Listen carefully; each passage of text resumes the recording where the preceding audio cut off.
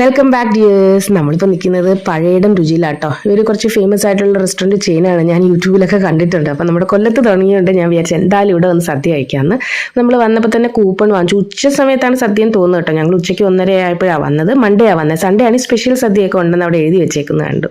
അപ്പോൾ അതേ 2 കൂപ്പൺ ഞാനും അമ്മയും മാത്രമാണ് വന്നത്. ഞങ്ങളുടെ വീട്ടിൽ നിന്ന് ഓട്ടോ പിടിച്ച് വരാനുള്ള ഡിസ്റ്റൻസേ ഉള്ളൂ. അപ്പോൾ അതുവഴി ഓട്ടോയിൽ ഇങ്ങനെ പോകുന്നു. ആളുകളൊക്കെ അത് ഞങ്ങൾ അകത്തെ റൂമില്ല, പുറത്തുമൊക്കെ ഉണ്ട്. ആലാക്കാട്ടയും ഉണ്ട് കേട്ടോ. ഇവിടെ പനീറിൻ്റെ ഐറ്റംസ് ഒക്കെ ആൾക്കാർ ഓർഡർ ചെയ്യുന്നുണ്ടായിരുന്നു. നമുക്ക് സദ്യയല്ലേ വേണ്ടേ? എല്ലാം ഇട്ടു ഓരോരോ ഐറ്റംസ് ആയിട്ട് എല്ലാമേ തുടങ്ങി. ഇഞ്ചി, നാരങ്ങ, മാങ്ങ, പച്ചടി. ഞാൻ പറഞ്ഞുതരാം എന്തൊക്കെയാന്ന് കേട്ടോ. വെള്ള കാണുന്നത് വെള്ളരിക്കയുടെ കിച്ചടിയാണ്. അതിന്റെ മുന്നിൽ ഇരിക്കുന്നത് പച്ചടിയാണ്, പൈനാപ്പിളിന്റെ. അത് കുറച്ച് മധുരമുള്ളതാ. പിന്നെ തോരനുണ്ട്, തേങ്ങയൊക്കെ ഇട്ട തോരൻ. ഇഞ്ചി, നാരങ്ങ, മാങ്ങ, അവിയൽ. നമ്മുടെ ആ സൈഡിലോട്ട് മാറിയിരിക്കുന്നത് തീയല. കൊല്ലത്ത് തീയൽ കുറച്ച് ഫേമസ് ആയിട്ടുള്ള ഐറ്റം ആയതുകൊണ്ടായിരിക്കും എന്തായാലും തീയലും ഉണ്ടായിരുന്നു. പിന്നെ ചോറ് കുറേ ഇട്ടു അവർ. അപ്പോൾ ഞാൻ വിചാരിച്ചു ഞാനിപ്പോൾ ഇത്രയും കഴിക്കത്തുമില്ല. മാത്രമല്ല ഈ മട്ടരിയും കൂടെ ആയതുകൊണ്ട് കുറേ നാളായി ഞാൻ ഇത്രയും മട്ടരിയുടെ ചോറ് കഴിക്കാൻ പോകുന്നത്. അപ്പോൾ എന്തായാലും അവരിട്ട സ്ഥിതിക്ക് കളയാനും പറ്റത്തില്ല, കഴിക്കും കേട്ടോ. എന്തായാലും സദ്യക്ക് ആദ്യം പരിപ്പ് വന്നു, സൈഡിൽ പപ്പടം ഉണ്ട്.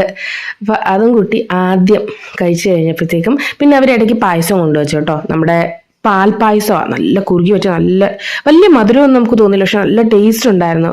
ഉപ്പും ഒക്കെ നമുക്ക് കറക്റ്റാട്ടോ, ഒന്നും കൂടുതലില്ല. ദേ സാമ്പാറും വന്നു. ലാസ്റ്റ് ചോറ് കണ്ടോ, തീർത്തു. കുറച്ച് മോരും പുളിശ്ശേരിയും കൂടെ കുറേശ്ശെ കഴിക്കാൻ പറഞ്ഞു. പിന്നെ നല്ല ഇളം ചൂടുള്ള നമ്മുടെ കരിങ്ങാലി വെള്ളവും എല്ലാം മടക്കി വെച്ചു. ഫുള്ള് കഴിച്ചു ഞാൻ. അവർ നമുക്ക് വേണ്ടോളം തന്നുകൊണ്ടിരിക്കും കേട്ടോ. അവിടെ ഞാൻ കറങ്ങി നടപ്പുണ്ടായിരുന്നു.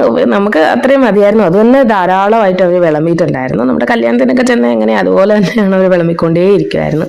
അപ്പോൾ ജസ്റ്റ് ഇത് പ്രൊമോഷനോ കാര്യമൊന്നും അല്ല കേട്ടോ. എനിക്ക് ഭയങ്കര ആഗ്രഹമായിരുന്നു ഒരു സദ്യ കഴിക്കണം. എൻ്റെ അമ്മയ്ക്ക് ഇപ്പോൾ സുഖമില്ലാത്തതുകൊണ്ട് സദ്യ വെക്കാനുള്ളൊരു ഇതുമില്ല. നമുക്ക് വേറെ കല്യാണങ്ങളോ ഒന്നും ഉള്ളൊരു ടൈമും ആയിരുന്നില്ല.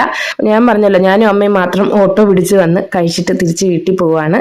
അപ്പോൾ സദ്യ ആഗ്രഹിക്കുന്നവർ കൊല്ലത്തൊക്കെ ഉണ്ടെങ്കിൽ നമ്മുടെ ബീച്ച് റോഡിനടുത്താണ് ഇത് വരുന്നത്. വന്ന് കഴിച്ചോളൂ. ഒത്തിരി ഒത്തിരി സ്നേഹത്തോടെ. Thank you so much. Bye bye dears.